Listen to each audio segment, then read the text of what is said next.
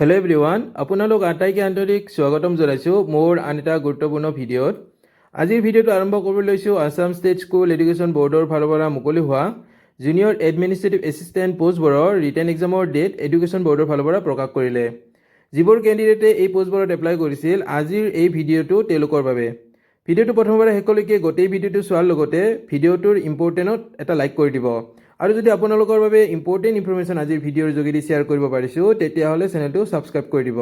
নমস্কাৰ, মই ৰূপম টিউশ্যন, আপোনালোকে চাই আছে মোৰ YouTube channel Ankuran live. Assam state school education board আৰু এই নটিফিকেশ্যনখন প্ৰকাশ পাইছে 6 September 2025। Notification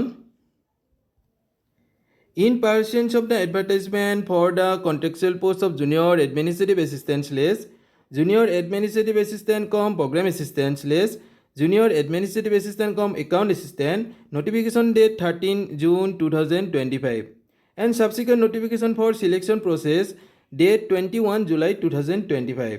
It is hereby informed to all concerned that written examination of Common Recruitment Test 2025 has been scheduled on 26 October 2025.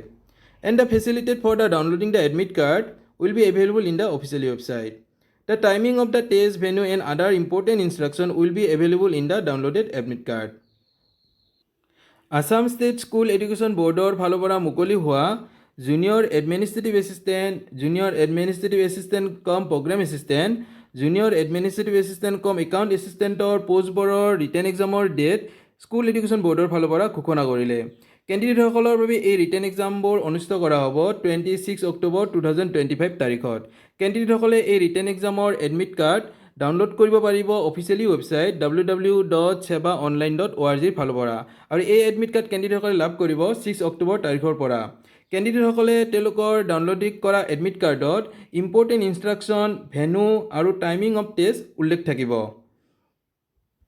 The step to be followed for downloading admit card are mentioned below. So কেণ্ডিডেটসকলে তেওঁলোকৰ নিজৰ admit কাৰ্ডখন download কৰাৰ ক্ষেত্ৰত কেনেকুৱা ধৰণৰ step follow' কৰিব লাগিব। পোনপ্ৰথমতে কেণ্ডিডেটসকলে officially website sebaonline.org visit কৰিব লাগিব।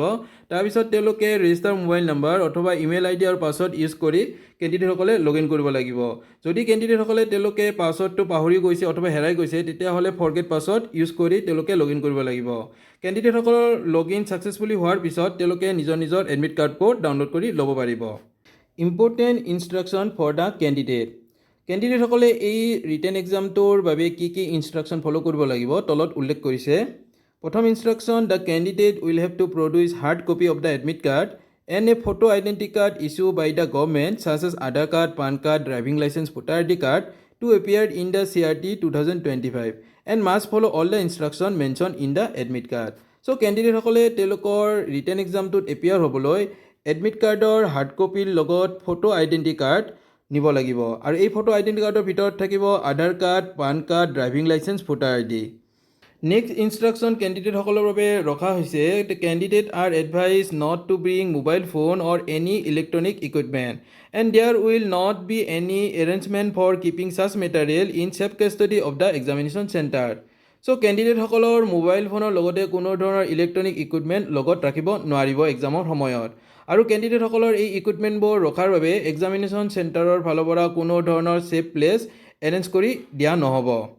আছাম ষ্টেট স্কুল এডুকেশ্যন বৰ্ডৰ ফালৰ পৰা মুকলি হোৱা junior administrative assistant, junior administrative assistant program assistant, junior administrative assistant account এছিষ্টেণ্টৰ এই পোষ্টবোৰৰ ৰিটেন এক্সাম কেতিয়া অনুষ্ঠিত কৰা হ'ব, কেণ্ডিডেটসকলে এই এক্সামটোৰ বাবে এডমিট কাৰ্ড কেতিয়াৰ পৰা লাভ কৰিব, আৰু এডমিট কাৰ্ডৰ ডাউনলোডিঙৰ অফিচিয়েলি ৱেবছাইট কি হ'ব, সকলোবোৰ ইম্পৰ্টেণ্ট ইনফৰমেশ্যন কভাৰ কৰিবলৈ চেষ্টা কৰিছোঁ। কেণ্ডিডেটসকলৰ যদি এই নটিফিকেশ্যনটোৰ ওপৰত কোনো ধৰণৰ কনফিউজন অথবা ডাউট থাকে, তেতিয়াহ'লে কমেণ্ট কৰিব পাৰিব। আজিলৈ ধন্যবাদ।